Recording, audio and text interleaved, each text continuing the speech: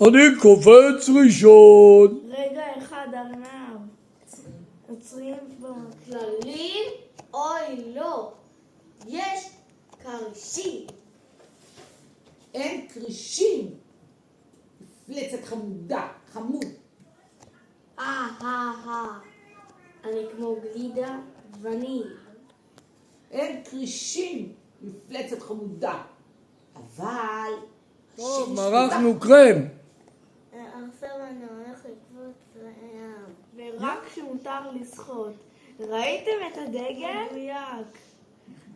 נכנסים לים רק כשיש מציל ליד.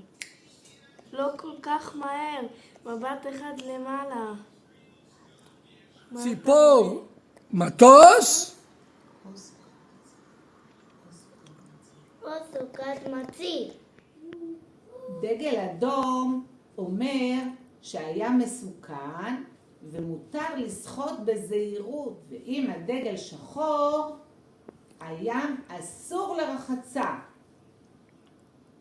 ואם הדגל לבן, הים רגוע ואפשר להיכנס להתרחץ. אוקיי, אז יש לנו מציל ויש לנו קרם. עכשיו אפשר לשחות. לא נכנסים למים עד גובה המותניים, ורק עם אדם מבוגר. אני נשאר ליד פיבי. כל הכבוד חמוד. ומה עושים אם אנחנו צמאים? שותים את הים! לא שותים את מי הים. אפשר ללכת לעשות ארמונות חול. לפני שנכנסים למים, יש כללים.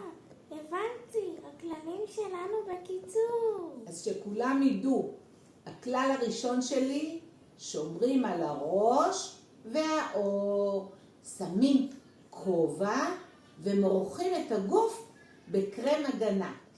החוק הראשון, לשים כובע וקרם הגנה. חוק שני, לשחות במים רק כשיש נשי. להיכנס למים עם מבוגר אחראי ולשתות מלא מים.